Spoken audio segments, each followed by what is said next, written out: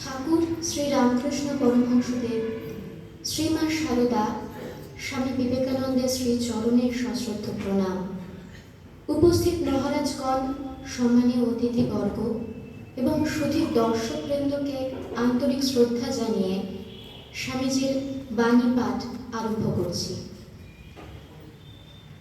আমাদের বর্তমান অবস্থার জন্য আমরাই দায়ী এবং আমরা যাহা হইতে ইচ্ছা করি তাহা হইবার শক্তিও আমাদের আছে।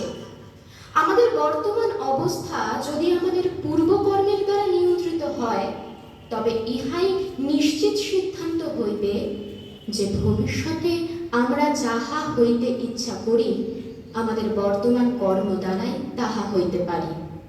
অতএব আমাদের জানা উচিত কি রূপে কর্ম করিতে হইবে। আমরা যাহা পাইবার যোগ্য তাহাই পাইয়া থাকি। অহংকার ত্যাগ করিয়া ইহাই যেন আমরা উপলব্ধি করি। সঙ্গত কারণ ছাড়া কেহ কখনো দুঃখগ্রস্ত হয় না।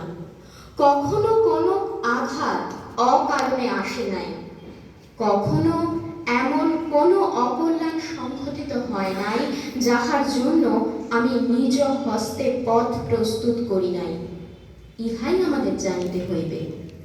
নিজেদের বিশ্লেষণ করিলে দেখিতে পাইবে, যে কোনো আঘাত পাইয়াছ তাহার জন্য নিজেদের প্রস্তুত করিয়াছিলে বলিয়াই তাহা তোমাদের নিকট উপস্থিত হইয়াছিল।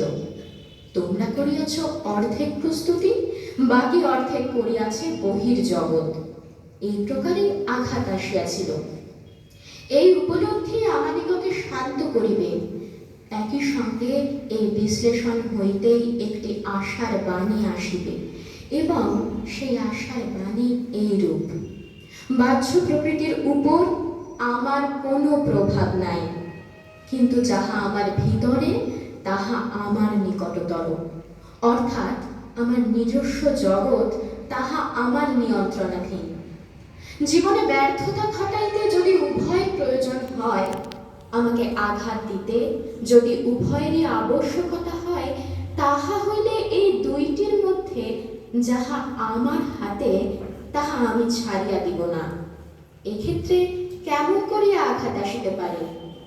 আমি যদি নিজের উপর যথার্থ প্রভাব বিস্তার করিতে পারি, তাহা হইলে আঘাত কখনোই আসিবে না। যখন সকল দায়িত্ব আমাদের উপর পড়ে, তখন আমরা সর্বশক্তি প্রয়োগ করিয়া যত ভালোভাবে কাজ করিতে পারি, আর কোনো অবস্থাতেই তেমন পারি না। আমি তোমাদের সকলকেই আহ্বান করিতেছি, বলো দেখি, যদি একটি শিশুকে তোমাদের হাতে দেই, তোমরা তাহার প্রতি কিরূপ ব্যবহার করিবে? মুহূর্তে তোমাদের জীবন বদলাইয়া যাইবে। তোমাদের স্বভাব যেমন হোক না কেন, তোমরা অন্তত সেই সময়ের জন্য সম্পূর্ণ নিঃস্বার্থ হইয়া যাইবে। তোমাদের উপর দায়িত্ব চাপাইলে তোমাদের পাপ বৃত্তি সব পলায়ন করিবে। তোমাদের চরিত্র বদলাইয়া যাইবে। এইরূপ যখনই সকল দায়িত্ব আমাদের উপর পড়ে, তখনই আমাদের মধ্যে শ্রেষ্ঠ ভাবের স্ফুরণ হইবে। যখন আমাদের সমুদয় দোষ অপর কাহারও উপর চাপাইতে হয় না, তখন শয়তান বা ঈশ্বর কাহাকেও আমরা আমাদের দোষের জন্য দায়ী করি না। তখনই আমরা যথাশক্তি ভালোভাবে কাজ করি। আমি আমার অদৃষ্টের জন্য দায়ী। আমি আমার শুভাশুভের কর্তা। এই জীবন একটা কঠিন সমস্যা, সন্দেহ নাই। যদিও ইহা বজ্রবৎ দুর্ভেদ্য মনে হয়, তথাপি যদি পারো, সাহসপূর্বক ইহার বাহিরে যাইবার চেষ্টা করো। আত্মা এই দেহ অপেক্ষা অনন্ত গুণে শক্তিমান। বেদান্ত তোমার কর্মফলের জন্য ছোটখাটো দেবতাদের উপর দায়িত্ব অর্পণ করে না। তুমি নিজেই তোমার অদৃষ্টের নির্মাতা। তুমি নিজ কর্মফলে ভালো মন্দ দুই ভোগ করিতেছ।